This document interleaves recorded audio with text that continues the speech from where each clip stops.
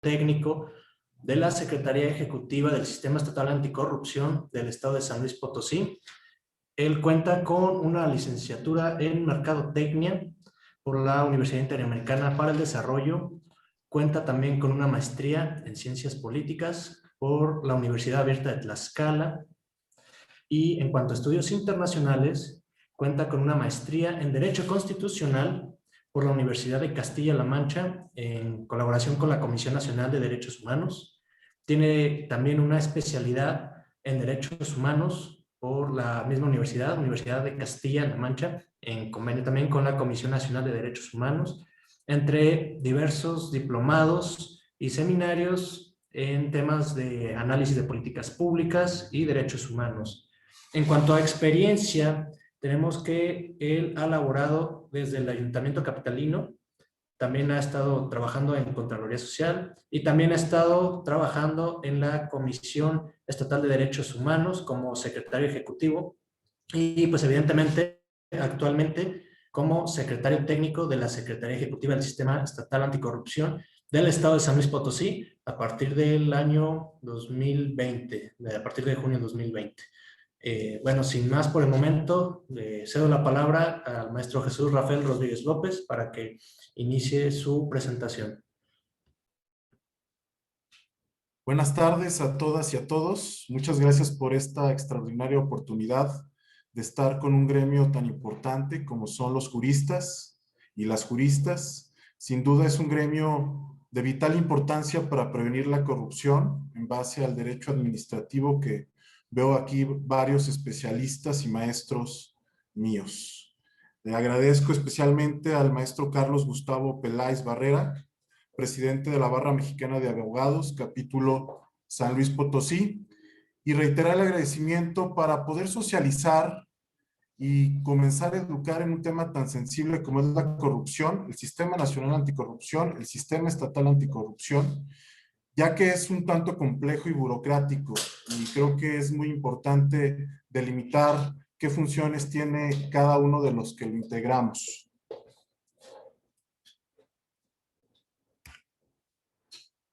Voy a comenzar mencionándoles que lo segundo que más nos duele a los mexicanos y mexicanas después de la inseguridad es este terrible cáncer llamado corrupción.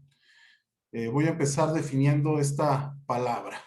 Según la Real Academia Española, es la acción y efecto de corromper, depravar, echar a perder, sobornar a alguien, prevenir, pervertir o dañar. Esto desde un enfoque social y cultural.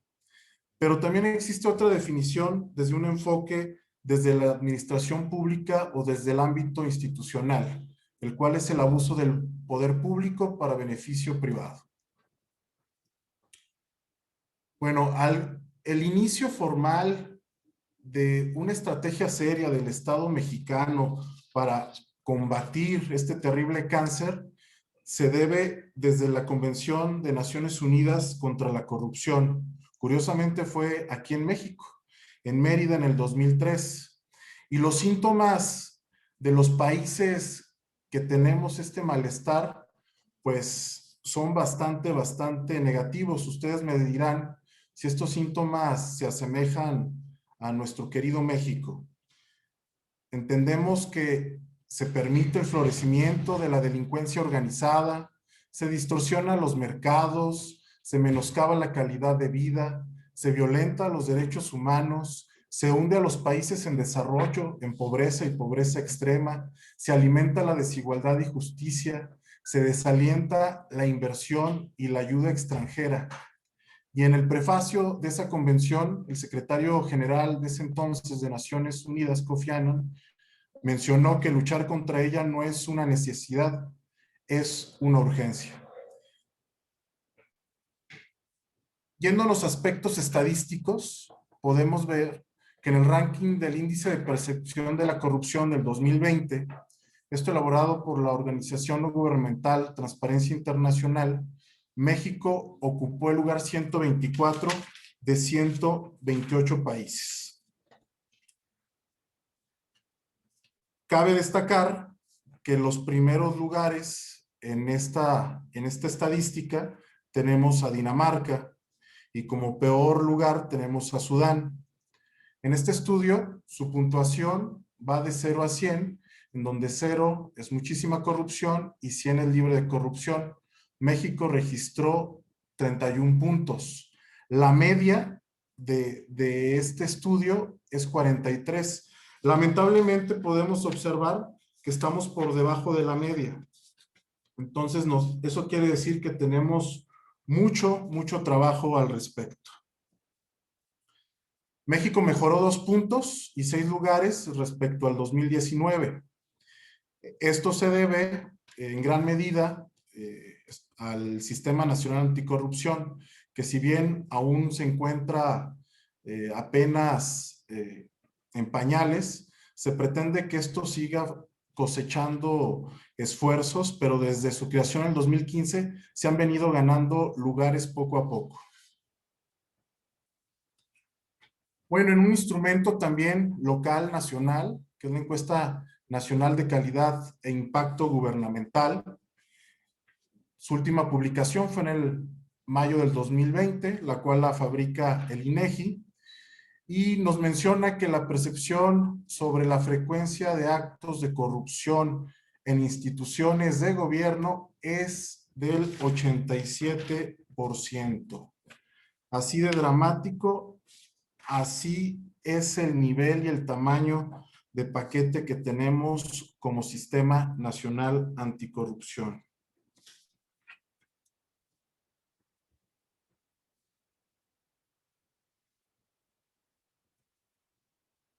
Y bueno, ya la estrategia más formal del Estado mexicano es el Sistema Nacional Anticorrupción. Y la Secretaría Ejecutiva del Sistema Nacional Anticorrupción es quien administra, actúa como apoyo técnico del Comité Coordinador del Sistema Nacional Anticorrupción, que más adelante les diré quiénes integran este comité y qué hace cada uno de ellos. Como preámbulo a esto, podemos ver que el 1 de julio del 2020 entró en vigor el Tratado de Libre Comercio entre México y Estados Unidos y Canadá, conocido como TEMEC. Este tratado incluye el capítulo 27 sobre anticorrupción. Este capítulo aplica a las medidas para prevenir y combatir el cohecho y la corrupción. Las partes que adoptaron y suscribieron se comprometen a ver posibilidades legislativas, como es el caso del Sistema Nacional Anticorrupción, que incluye una armonización de distintas leyes. Y por supuesto, uno de los puntos más importantes de este capítulo 27 es la integridad entre los funcionarios públicos. Cabe destacar que como referencia, al momento de suscribir el antes conocido Tratado de Libre Comercio con América del Norte, también en ese momento Canadá fue quien alzó la voz al Estado mexicano y le comentó que no suscribiría un tratado de libre comercio con un país donde se violentaran derechos humanos. Y así se le da vida a lo que conocemos hoy la Comisión Nacional de los Derechos Humanos. En este caso, en la reinscripción, en las negociaciones, ahora Estados Unidos le pide al Estado mexicano hacer un esfuerzo para combatir este terrible cáncer llamado corrupción en México, y es como el Sistema Nacional Anticorrupción cobra vida. La normativa federal, el 27 de mayo de 2015, se publicó en el Diario Oficial de la Federación, el decreto por el cual se reformaron y adicionaron diversas disposiciones de la Constitución Política en materia anticorrupción. ¿Qué leyes son las que impactan? Por supuesto, nuestra Carta Magna, la Constitución Política de los Estados Unidos Mexicanos, donde en el artículo 113 se le da vida al Sistema Nacional Anticorrupción, la Ley General del Sistema Nacional Anticorrupción, donde ya se le da alma a este sistema y la forma de operarlo y ejecutarlo, la Ley General de Responsabilidades Administrativas, la Ley de Fiscalización y Rendición de Cuentas de la Federación, la Ley Orgánica del Tribunal Federal de Justicia Administrativa, la Ley Orgánica de la Fiscalía General de la República que de la mano del Código Penal Federal, pues emana la Fiscalía Especializada en Hechos de Corrupción y por supuesto la Ley Orgánica de la Administración Pública Federal. En el ámbito local, su normatividad, también tenemos la Constitución Política del Estado Libre y Soberano de San Luis Potosí, la Ley del Sistema Estatal Anticorrupción de San Luis Potosí, que esta fue publicada en el Periódico Oficial del Estado el 25 de mayo del 2017. Cabe destacar que fuimos el primer estado de la República Mexicana en homologar la Ley General del Sistema Nacional Anticorrupción. Lamentablemente, en otros indicadores hemos sido de los últimos. Por supuesto, está la Ley de Responsabilidades Administrativas para el Estado y Municipio de San Luis Potosí, el Código Procesal Administrativo para el Estado de San Luis Potosí y la Ley Orgánica de la Administración Pública del Estado de San Luis Potosí. Toda esta es la normativa que impacta el sistema nacional y, por supuesto, el sistema estatal anticorrupción en nuestro estado de San Luis Potosí. Hay dos principales objetivos que como Secretaría Ejecutiva del Sistema Estatal Anticorrupción tenemos que seguir, darle cabal cumplimiento a lo que ya ha hecho la Secretaría Ejecutiva del Sistema Nacional Anticorrupción. Una de ellos es la Política Nacional Anticorrupción, lo cual fue un resultado de un amplio proceso de diálogo y colaboración entre instituciones públicas, organizaciones de la sociedad civil, académicos y especialistas. La Política Nacional Anticorrupción fue aprobada apenas el 29 de enero del 2020 por el Comité Coordinador del Sistema Nacional Anticorrupción. En ella se define el rumbo estratégico para combatir el problema de la corrupción en México. Cabe destacar que ya existen 7 estados que también ya publicaron su política estatal anticorrupción. En nuestro caso, en San Luis Potosí, tenemos mucho menos tiempo de trabajo. Apenas tuve el honor el 18 de junio del año pasado en tener la oportunidad de ser el primer secretario técnico de este sistema local anticorrupción, por lo que hemos empezado ya trabajos con la Universidad Autónoma de San Luis Potosí, con su Facultad de Contaduría y Administración, específicamente posgrado, para la construcción de nuestra política estatal anticorrupción, lo cual queremos hacer una especie de diagnóstico para medir la corrupción en los 58 municipios, en sus 5 zonas, tomando en cuenta la Huasteca Norte y Sur por el número de municipios que se tienen. Y una vez que tengamos esta medición, este diagnóstico en los 58 municipios, poder vertir las estrategias para combatir y prevenir la corrupción en nuestro estado. Una vez que comencemos a ejecutar estas estrategias, tenemos que evaluarlas si están funcionando o no están funcionando. Ese es el tamaño de este objetivo que vamos construyéndolo muy bien de mano de nuestra máxima casa de estudios. El segundo objetivo muy importante es la Plataforma Digital Nacional que ya existe por parte del SESNA, la Secretaría Ejecutiva del Sistema Nacional Anticorrupción, que se considera el esfuerzo más grande en la historia de México por ordenar, conectar todos los datos que ayudan a prevenir y sancionar la corrupción. Está abierta para que todos podamos usar la información de manera fácil y segura. Esto es muy importante para llevar al Estado mexicano, y en este caso al Estado de San Luis Potosí, a un gobierno abierto de datos tangibles que nos ayuden a prevenir la corrupción.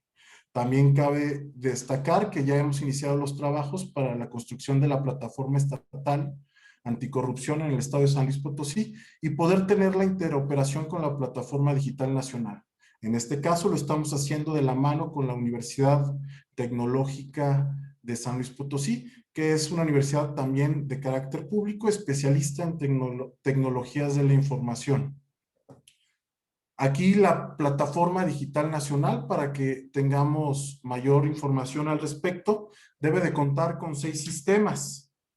Estos 6 sistemas nos ayudarán en su cruce de datos para poder prevenir la corrupción. Cabe destacar que ya la gran mayoría de estos sistemas ya existen en alguna de las instituciones inmersas en el comité coordinador. Sin embargo, existen desbalagadas en cada una de las páginas de estas instituciones. Aquí la Plataforma Digital Nacional va a poder comparar estos datos y verificar presuntos actos de corrupción de servidores públicos. El primer sistema son las declaraciones fiscales, patrimoniales y de intereses que tenemos como fecha fatal el próximo 1 de mayo. Estamos a marchas forzadas para poder lograr tener toda la sustancia tecnológica para poderle ofrecer a casi 87,000 servidores públicos. Ese es el número aproximado de servidores públicos que hay en el estado de San Luis Potosí, de los 3 niveles de gobierno, de los 3 poderes, de los organismos constitucionales autónomos, para que ellos puedan vertir sus declaratorias en esta plataforma. Es un esfuerzo que requiere muchas voluntades, entre ellas coordinar los órganos internos de control de todas estas dependencias para poder subir toda esta información. Esperemos lograr el objetivo. Vamos muy bien tecnológicamente y ya les estaremos diciendo cómo vamos al respecto. El sistema 2 es el de servidores públicos en contrataciones. Lamentablemente es un uso y costumbre en México donde servidores públicos de algún nivel actúan como proveedores en algún otro nivel del sector público. Con esta plataforma vamos a poderlos identificar. Aún no se encuentra con un mecanismo tecnológico para hacerlo. Esto nos va a ayudar muchísimo. El sistema 3 es el de servidores públicos sancionados. Ahí el ciudadano podrá acceder a la información de los servidores públicos que hayan sido amonestados, ya sea públicos o privados, o en su defecto también las inhabilitaciones. El sistema número 4 también es muy interesante, es el de fiscalización. En él se le podrá dar seguimiento oportuno al ejercicio de los recursos públicos de los distintos niveles, inclusive hasta comparar en qué precio se adquieren ciertos productos en las distintas dependencias del Estado. El sistema 5 es el de denuncias. El ciudadano podrá poner ahí denuncias de presuntos actos de corrupción a los cuales haya sido víctima o haya presenciado. Y el sistema 6, que es el de contrataciones, todas las dependencias estarán obligadas a subir cuál es su estructura orgánica. También eso servirá para poder hilar los datos y poder prevenir la corrupción. Es un esfuerzo muy importante, va a llevar su tiempo. Por lo pronto tenemos en el sistema número 1 esta fecha fatal, aunque estados ya llevan 3 y 4 años de trabajo adelantado a nosotros. Solo existen 2 estados en el país que han logrado conectarse, interoperar su plataforma estatal a la plataforma nacional, los cuales son Aguascalientes y Jalisco.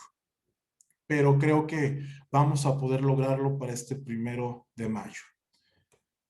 Y bueno, otro punto muy importante que es parte elemental de las secretarías ejecutivas de los sistemas locales anticorrupción y de la Secretaría Ejecutiva del Sistema Nacional Anticorrupción es poder emitir recomendaciones, muy similar al sistema ombudsperson, al sistema ombudsman. Se van a poder hacer por medio del comité coordinador recomendaciones a las distintas dependencias para poder eficientizar sus procedimientos administrativos y de esta forma prevenir la corrupción. La Secretaría Ejecutiva del Sistema Nacional Anticorrupción en enero del 2018 emitió su primera recomendación no vinculante a los poderes ejecutivo y legislativos de las entidades federativas relacionada con la selección de jueces y magistrados. Cabe destacar que hay secretarías locales que han hecho mucho más recurrente este hábito de recomendar a distintas dependencias. Y bueno, aquí esta gráfica nos manifiesta cómo está compuesto el Sistema Nacional Anticorrupción, su ente de apoyo técnico que lo administra, que es la Secretaría Ejecutiva del Sistema Nacional Anticorrupción, y que lo pone en una interoperación bastante interesante, en un ejercicio donde la ciudadanía puede estar en la toma de decisiones de un tema tan importante como es la lucha contra la corrupción, con lo que es el Comité de Participación Ciudadana. El Comité de Participación Ciudadana son 5 ciudadanos honestos y honestas, especialistas en aspectos en la lucha contra la corrupción, y hay algo que se denomina comisión ejecutiva. Esta comisión ejecutiva son los 4 integrantes de este Comité de Participación Ciudadana, más el secretario técnico de los sistemas locales y del Sistema Nacional Anticorrupción, donde actuamos como un cuerpo colegiado para vertir propuestas de política pública para prevenir la corrupción. Estas propuestas se tienen que subir al comité coordinador, donde este Comité de Participación Ciudadana tiene una silla por medio de su presidente o presidenta. Esta presidencia es rotativa anualmente.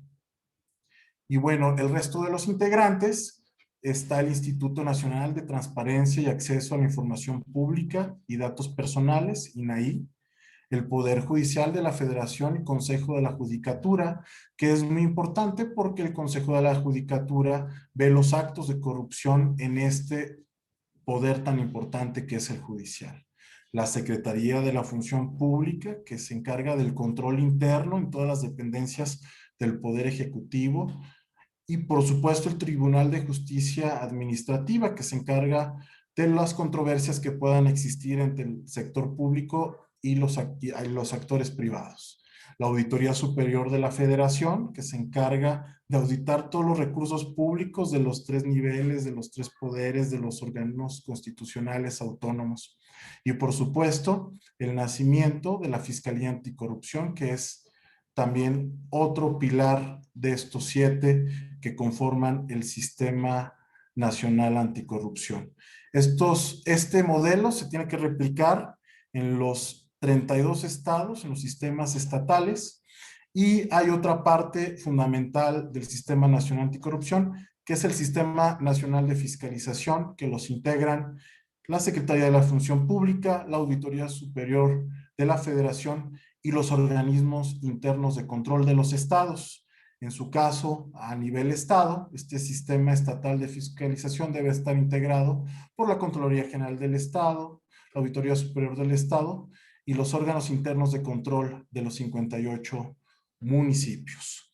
Cabe destacar que existe una iniciativa de ley en el Senado de la República que ya lleva algunas aprobaciones en la mayoría de las comisiones donde se está analizando, que la 8ª silla del sistema sea ocupada por la Unidad de Inteligencia Financiera.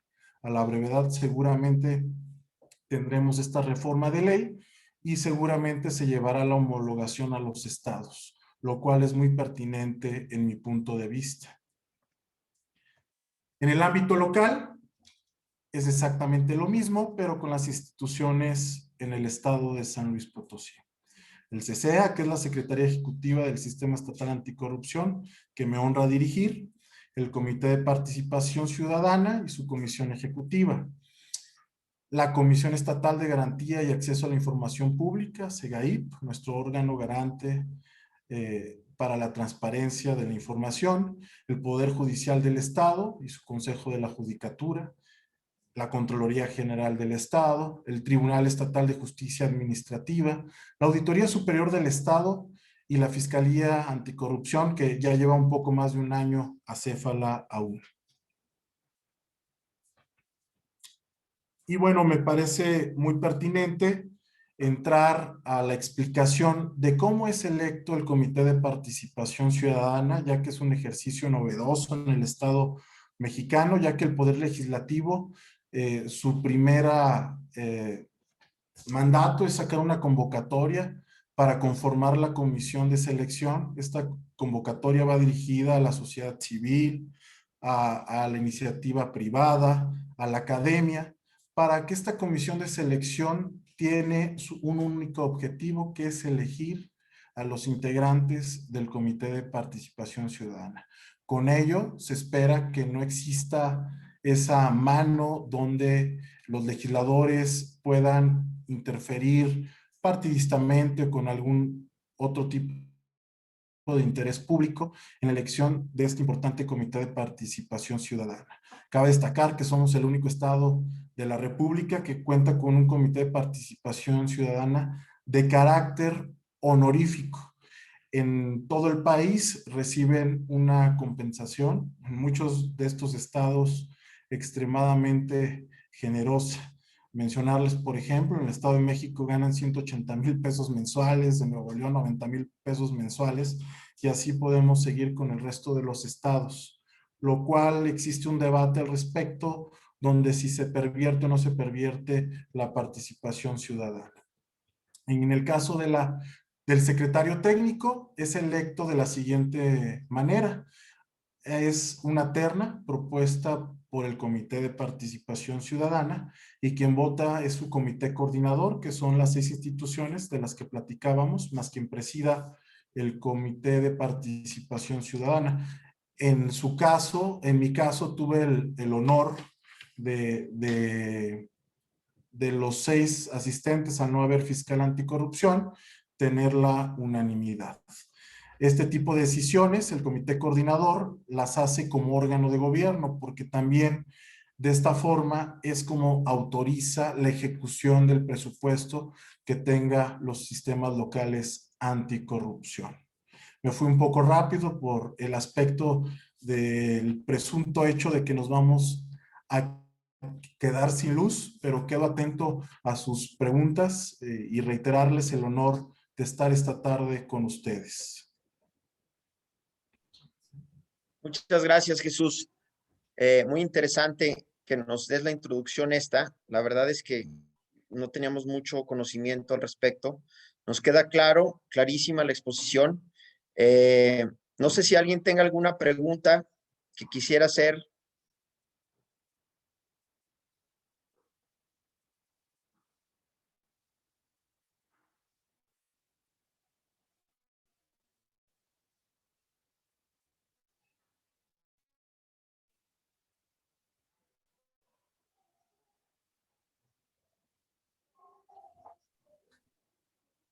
Parece que no hay preguntas. Déjame, dame un segundo. Jorge, no vi tu mano, perdón. Adelante, Jorge.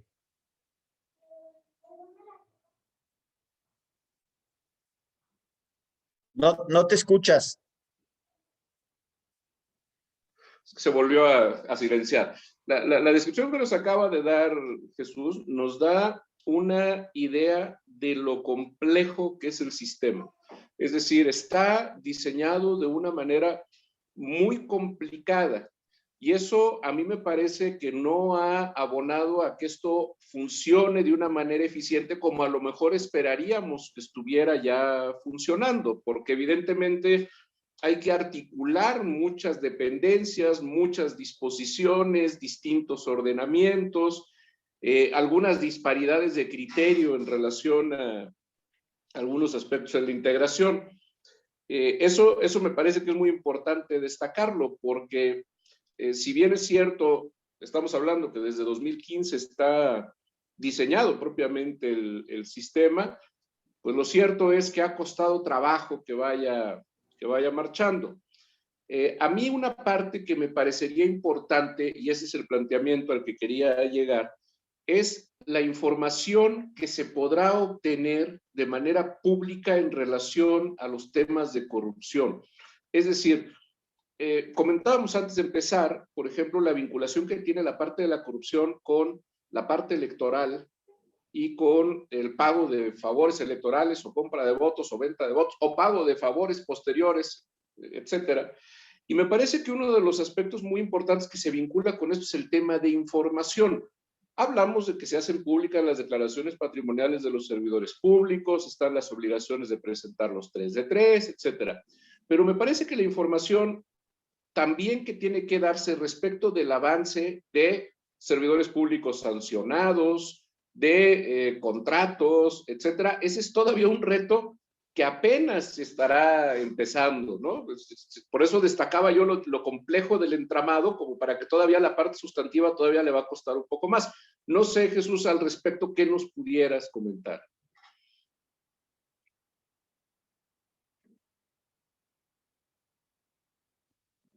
No sé si Jesús pudieras comentarnos algo al respecto.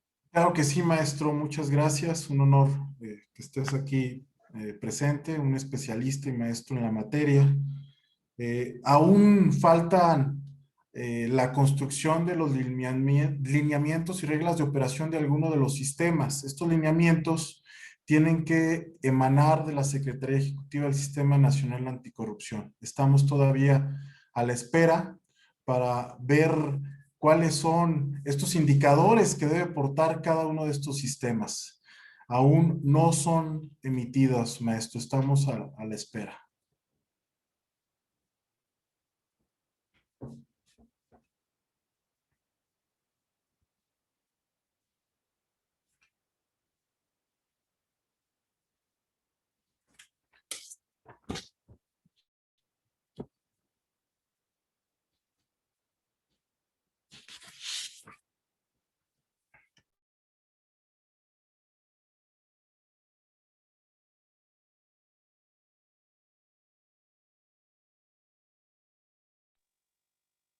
No te escuchas, presidente.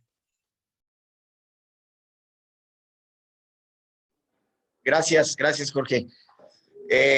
Gracias, Jesús. En el chat tenemos una pregunta. Soy abogada postulante y desde su perspectiva, ¿qué se necesitaría para que funcione este sistema nacional, pero sobre todo estatal?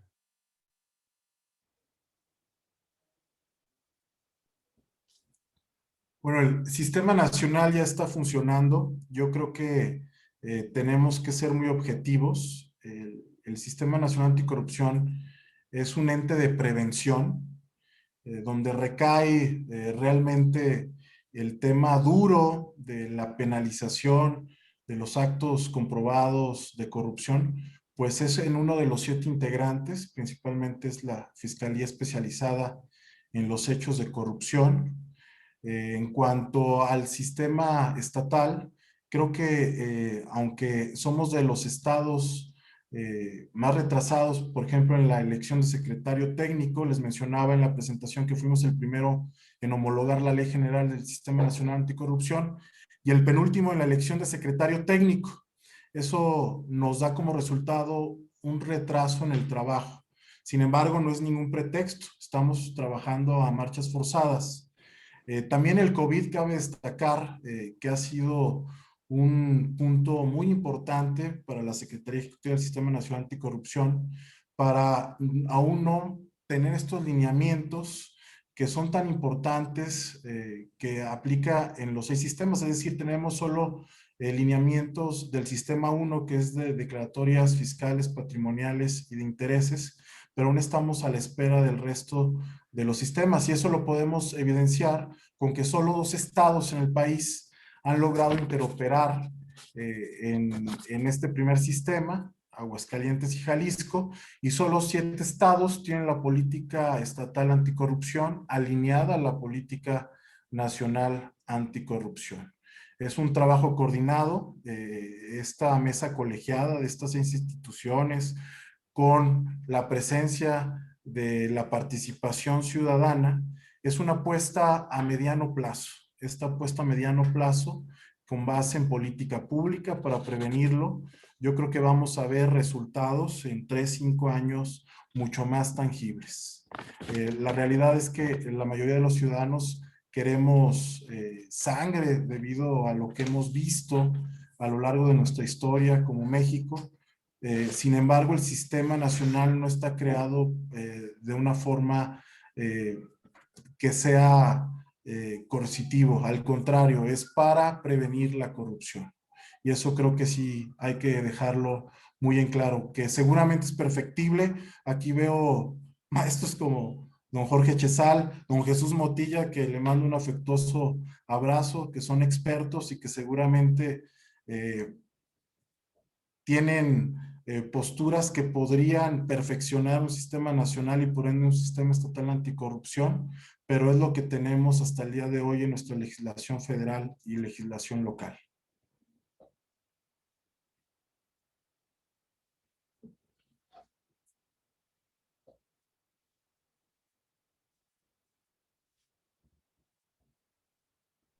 Gracias, Jesús. Perdón, el micrófono lo tenía apagado. Jaime, tomas el micrófono, por favor. Sí. ¿Ya me escuchas? Sí. ¿Me escuchan? Sí, Bien. Hola. Es una exposición muy puntual. Yo creo que gracias. Eh, Relativamente, yo quisiera preguntar. Entiendo y revisé, creo que esto lo revisamos en la barra hace pues un tiempo no muy lejano, Caco, en relación al sistema estatal. Entiendo que hay una ley formalmente que pues y en esa ley expresa, no sé si ahí me perdí un poquito porque se me fue, me sacó el chat y la señal, hay un sistema estatal, hay un sistema de fiscalización, ¿es correcto? Es correcto. Ok. Yo, bueno, va en relación a la pregunta porque chequé ahí un poquito la ley hace un tiempo y ahorita le di la observé. Este sistema, bueno, la consideración es la siguiente, no sé cuál sea tu percepción ahora que ocupas la titularidad. El sistema estatal o el sistema de fiscalización, considero yo que es uno de los parteaguas o es uno de los principios donde se puede observar realmente en relación a lo que dijo el licenciado Chesal, el tema de la transparencia, porque una de las problemáticas que siempre ha existido es la transparencia en el uso de los recursos o el uso desfasado de los recursos económicos que tiene el Estado. No sé cuál sea tu percepción y cuáles sean los retos en relación a este. Ahora, yo creo que también parte un principio de cultura o de educación. No sé si ya tengan algo apuntalado en relación con esto, porque al final de cuentas, como dijiste o bien apuntaste, es un tema de tiempo, ¿no? Pero es un tema que requiere esfuerzos titánicos para cambiar pues, todo un aparato que no solamente con un sistema como este, pues se van a cambiar las condiciones, ¿no? Yo creo que diario existen actos como este que ponen en detrimento a la ciudadanía, al Estado, las arcas y lo que tú apuntaste en un principio como el concepto de lo que era la corrupción, ¿no? Eso es nada más un comentario y dos apuntes. Muchas gracias ¿Sí me por tu escuchan? pregunta. Sí, claro, claro. Primero comentarte, gracias, Jaime. Sí, la ley del Sistema Estatal Anticorrupción está compuesta por un comité coordinador, que era el que desglosábamos, que son las 6 instituciones encargadas de la transparencia y la fiscalización de los recursos públicos. El Comité de Participación Ciudadana, importantísimo, porque es darle la posibilidad al ciudadano en la toma de decisiones contra este terrible problema que es la corrupción, y el Comité Rector de Fiscalización. Este sistema no depende de la Secretaría Ejecutiva del Sistema Estatal Anticorrupción. Si bien viene en la ley, no tenemos una relación directa. Este sistema está compuesto por el titular de la Contraloría General del Estado y la titular de la Auditoría Superior del Estado y de los órganos internos de control de los 58 municipios. No tenemos un trabajo directo, es decir, depende de ellos. Mi trabajo directo es con los integrantes del comité coordinador y el comité de participación ciudadana. Pero sin duda es importantísimo, necesario, aún no es constituido en San Luis Potosí, entonces esperemos que pueda ser constituido a la brevedad, pero no es algo que dependa o esté dentro de mi injerencia directa. Okay. También noté que van a constituir, gracias. perdón, noté que van a constituir Sí, comités municipales, ¿es correcto? Esa es atribución exclusiva del Comité de Participación Ciudadana. Somos entes soberanos en un sistema, se entiende así el sistema nacional, el sistema estatal, donde no hay jerarquías, es decir, todos convergemos, coadyuvamos en pro de prevenir la corrupción. En la ley viene esta parte de la constitución de los comités de participación ciudadana municipales, es una potestad exclusiva del Comité de Participación Ciudadana. Gracias, Jaime. Gracias, Jesús. Hay una pregunta, dos preguntas en el mismo sentido. Nos dicen, el nuevo fiscal que está en espera de ser elegido, ¿qué características debería tener para el puesto? Bueno, es una decisión que compete al Ejecutivo y al Legislativo. En ese sentido, en mi percepción personal, sería una persona honesta, con mano firme, necesaria para un tema tan complicado que es hacer que se paguen los actos de corrupción. Esa sería mi perspectiva. Y que es muy necesario para complementar una de estas 7 sillas dentro del Comité Coordinador del Sistema Estatal Anticorrupción. Otra pregunta, Jesús, gracias. Dice, dadas las competencias municipales y estatales, ¿cómo está prevista o qué consideraciones se deben tener respecto a la coordinación desde el sistema y la SEA para con las instancias municipales, en específico las tesorerías? Bueno, con las tesorerías lo que podemos hacer es alguna propuesta de política pública para evitar aspectos de corrupción. Esa podría ser nuestra injerencia, pero realmente con el ámbito municipal, la Secretaría tiene mayor conexión con los órganos internos de control, sobre todo con ellos operar la parte de subir las declaratorias fiscales, patrimoniales y de intereses. Gracias, Jesús. Yo tengo otra pregunta. Nada más, ahorita comentabas en el tema de del Comité de Participación Ciudadana, que en otros estados están percibiendo ya un sueldo o un honorario. Sí. Y en este caso son honoríficos en San Luis Potosí, ¿cierto? El punto es, me queda claro que son excesivos los salarios que tú acabas de comentar, pero ¿no será también excesivo el que sean honoríficos? ¿Es bueno? ¿Qué opinas? Pues ahí O que querría tengan, ser muy respetuoso. Es una decisión de los legisladores que homologaron la ley de esta forma y en ese sentido, pues tengo que trabajar con el marco legal que existe. ok, gracias, Jesús. Jorge Chesal, adelante, por favor. Mira, dos comentarios en relación a dos cosas que se han mencionado que me parece que son muy importantes. Una de ellas respecto de lo que mencionó Jesús contestando a Jaime en relación al tema de la cultura, esa cultura que debe de existir de la corrupción o de tener asimilada la corrupción como una parte de nuestra propia naturaleza o de nuestra propia sociedad. El problema es que las leyes no han sido eficaces. A ver, hay un diseño complejo en relación al sistema, pero, y lo dijo Jesús, es un sistema más de carácter preventivo. El problema es que la corrupción se convierte en un problema de naturaleza económica desde la perspectiva del costo-beneficio. Es decir, si no va a tener un costo para mí, el beneficio que voy a obtener es mucho mejor. Entonces, mientras no haya de la mano de las acciones preventivas del comité coordinador, etcétera, etcétera, no va a funcionar si no hay sanciones, porque evidentemente el costo-beneficio, si yo veo cuánto me va a representar de riesgo el que yo cometa o me involucre en un acto de corrupción frente al beneficio que voy a obtener, pues si no tengo consecuencias, entonces las acciones preventivas no van a impactar para generar esa corriente de pensamiento en la sociedad. Ese es un punto que me parece importante. Y otro punto que me parece también importante es el tema de la remuneración.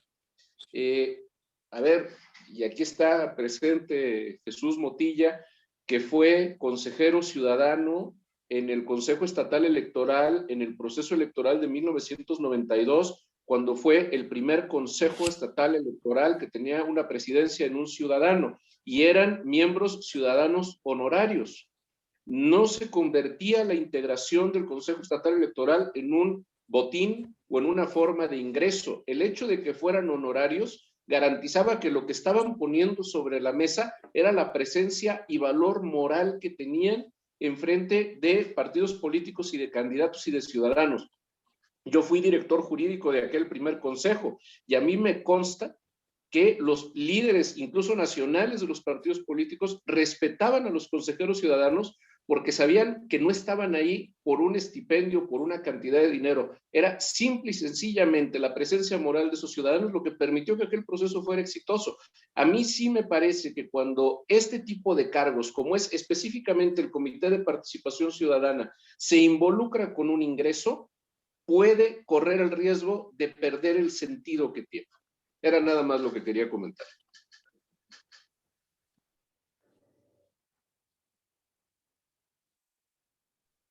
Gracias, Jorge. Jaime, ¿quieres tomar la palabra otra vez? Adelante, por favor. No, muchas gracias, Caco, y pues sí, sigo pensando que también es un tema de educación y de cultura, pero no, al contrario, muchas gracias por la ponencia. Muchas gracias a todos. Es que entraste yo creo que con tu teléfono y ahí tienes la manita levantada. Ok, déjala Bueno. quito. Sí, entré, gracias. Gracias. No sé si alguien más tenga alguna otra pregunta, por favor, que quisiera tomar el micrófono. Parece que no hay más preguntas. Jesús, no me queda más que agradecer y bueno, platicarles a todos que estamos en mesas de trabajo con ustedes, la barra, precisamente para hacer un convenio de colaboración y apoyar a la Secretaría y apoyarlos. Esperemos que ya les daremos a conocer en su momento el proyecto, en su momento, si se autoriza la firma por parte de la Secretaría, pues lo firmaremos y pues a trabajar juntos, ¿no? Porque es un tema que, como tú dices, muy grave, un foco rojo que tenemos que combatir y nuestra tarea como colegio es una de las primeras tareas que tenemos. Te agradezco mucho, Jesús. Esperemos que no sea la única sesión que tengamos. Ya a raíz de la firma del convenio, yo creo que vamos a estar celebrando algunas otras.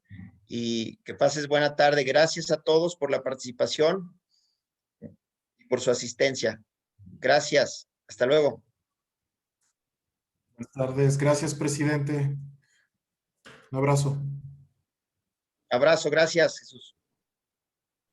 Gracias, Jorge. Bye. Nos vemos. Isaí, gracias.